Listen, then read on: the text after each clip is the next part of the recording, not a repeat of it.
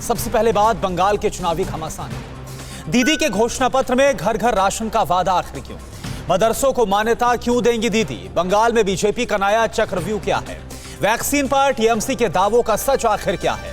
और बंगाल के चुनावी संग्राम में दुर्गा वर्सेस श्रीराम क्यों?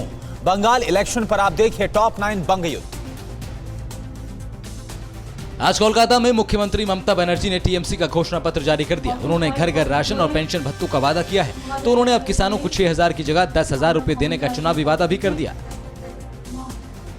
ममता बनर्जी ने मैनिफेस्टो में बेशुमार वादे किए हैं। उन्होंने हर वर्ग के लिए बड़ी घोषणाएं की हैं। मदरसों को सरकारी मान्यता देने का चुनावी वादा किया, तो मैनिफेस्टो में हर भाषा और सभी धर्म को महत्व देने की घोषणा भी शामिल है।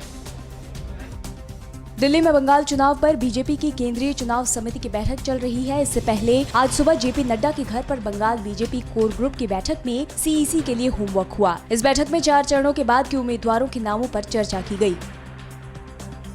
टीएमसी ने नंदीग्राम में बीजेपी प्रत्याशी शुभेंदु अधिकारी का नामांकन रद्द करने की मांग की। टीएमसी ने चुनाव आयोग को खत लिखकर कहा कि शुभेंदु ने नामांकन में गलत जानकारी भरी है। टीएमसी ने शुभेंदु की 2 जगह वोट होने का दावा किया है।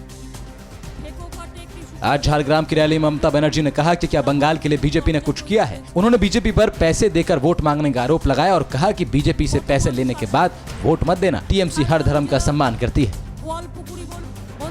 झारग्राम की रैली में ममता बनर्जी ने कोरोना वैक्सीन को भी मुद्दा बनाया। उन्होंने कहा कि फिर से कोरोना बढ़ रहा है, लेकिन मोदी सरकार कोरोना वैक्सीन नहीं भेज रही। उन्होंने जनता से मुफ्त कोरोना वैक्सीन का वादा भी किया। वैक्सीनेशन पर ममता बनर्जी की चुनावी घोषणाओं पर सियासत भी सरगर्म है। फ्री टीका देने की झड़ी लगाने पर बीजेपी ने सवाल उठाए हैं। आज ममता बनर्जी ने डेंगू और मलेरिया का टीका भी फ्री देने का दावा किया, लेकिन डेंगू और मलेरिया की वैक्सीन अभी तक नहीं बनी है। आज झारग्राम की सेकेंड रैली में सीएम ममता बनर्जी ने कहा कि बीजेपी को वोट मत देना, नहीं तो लोग अपने धर्म का पालन नहीं कर पाएंगे। बीजेपी राज में सबको जय श्री राम कहना पड़ेगा। दीदी ने कहा कि बंगाल में मां दुर्गा की मान्यता सबसे ज्यादा है। ममता बनर्जी के सुरक्षा निदेशक विवेक सहाय को हटाने के फैसले पर टीएमसी और चुनाव आयोग आमने सामने है। सीएम ने विवेक सहाय की फिर से बहाली के लिए मुख्य चुनाव आयुक्त सुनील अरोड़ा को पत्र लिखा है, तो ईसी ने सीएम के आरोपों को खारिज कर दिया।